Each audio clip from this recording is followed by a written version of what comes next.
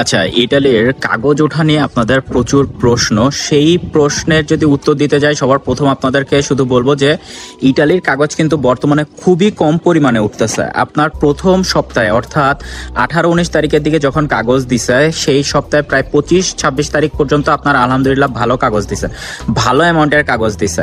এখন তারপরে কিন্তু তারা আস্তে আস্তে সেটা কমায় দিচ্ছে এবং 1 মেতেও আপনার কিছু কাগজ বের হয়েছে। তারপরে কিন্তু প্রতিটা শহর থেকে দেখা গেছে 2টা 4টা 5টা এরকম। এটা হলো সব দেশ মিলায়, শুধু যে বাংলাদেশের জন্য দিছে তা কিন্তু না। তো আমি আপনাদেরকে বলবো যে আপনারা আপনাদের মধ্যস্থতাকারীর সাথে কথা বলেন, স্ট্যাটাস চেঞ্জ করেন। গত কয়েকদিনে কিন্তু খুব কম পরিমাণে কাগজ বের হয়েছে। এখন পর্যন্ত স্পন্সর অথবা ডোমেস্টিকের কোনো খবর পাওয়া যায় নাই। ইনশাআল্লাহ আরও 1 থেকে 2 সপ্তাহের মধ্যে আমরা খবর পাবো, অর্থাৎ 15 তারিখের পরে যে কোনো একটা ভালো নিউজ আসতে পারে যে আপনার ইটালির ভালো মূল্যাবস্থা উঠতেছে। এটা হলো প্রথম কথা। দ্বিতীয় কথা হইলো গিয়ে এইখানের কাগজগুলা কিভাবে উঠে সেটা আমি আপনাদের একটু বর্ণনা করি। ধরেন আপনাদের প্রথমে 25% 30% কাগজ দিয়ে দেয় একেবারে প্রথম সপ্তাহে।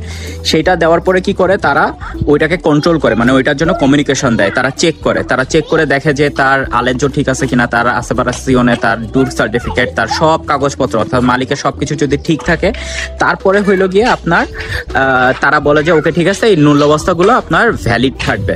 আর যদি সেই কাগজগুলো সে প্রোভাইড করতে না পারে, যদি কাগজগুলো প্রোভাইড করতে সে ব্যর্থ হয়, তাহলে কিন্তু আপনার ওই মূল্যাবস্থাগুলো অনলাইন থেকে চলে যায়। তার মানে হলো ওই মূল্যাবস্থাতে আপনি যদি ভিসার জন্য দাঁড়ান, আপনার কিন্তু সেই ভিসাটা আর হচ্ছে না। সুতরাং এই ব্যাপারটা কিন্তু আপনারা একটু হইলেও ক্লিয়ার থাকবেন। পরবর্তী বিষয়টা হইলো যে প্রথমে দিল তারা 10 দিনের টাইম দেয় যে মালিক তুমি তোমার এই কাগজগুলো ঠিক নাই, তুমি এগুলো আপডেট করে দাও।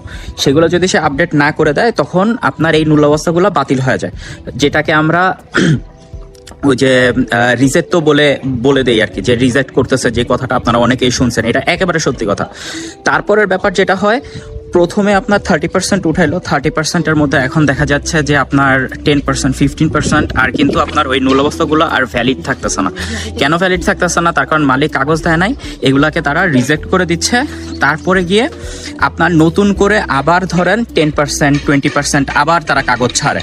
তো জিনিসটা যে একবারে আপনার 50% 100% ছেড়ে দেয় তা কিন্তু না। প্রথমে ধরেন আপনার 30% ছাড়ে, তারপরে আপনার 20% ছাড়ে, তারপরে আবার 10% ছাড়ে। জিনিসটা এরকম 10 দিনের সময় দেয়।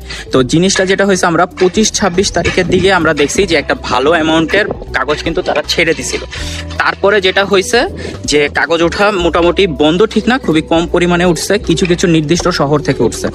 এরপরে গিয়ে আপনার ধরেন এখন আমরা আশা করতেছি যে এই উইকে, অর্থাৎ আজকে হইলো কি আপনার শুক্রবার, তো শনিবার চলে যাবে, রবিবার সোমবার থেকে টুকটাক কিছু কাগজ উঠবে, যেটা এগ্রিকালচার এবং টুরিস্টিক অর্থাৎ সিজনালে কিছু কাগজ দিবে। তারপরে গিয়ে আপনার তারপরের সপ্তাহ থেকে যখনই দেখা যাবে যে 50%-এর মতো কাগজ দিয়ে দিছে, তখন আপনার 2024 সালের স্পন্সর এবং ডোমেস্টিকে হাত দিবে তারা। তো এই জিনিসগুলো আপনারা একটু ক্লিয়ার থাকবেন, আর অবশ্যই স্ট্যাটাস জানার চেষ্টা করবেন আপনার মধ্যস্থতাকারীর সাথে, সে যেটা বলতেছে যে ওইখানে আপনার এটা কোন অবস্থায় আছে। আর যখনই আপনারা দেখবেন যে আপনার নুল অবস্থা চলে আসছে, তাকে বলবেন যে স্টেপ মেসি, এইটা যাতে তার SPID দিয়ে লগ ইন করে এই ছবিটুকু যাতে আপনাদেরকে পাঠাতে পারে। তো আজকের মতো বিদায় নিচ্ছি, আল্লাহ হাফেজ, আসসালামু আলাইকুম, ভালো থাকবেন সবাই।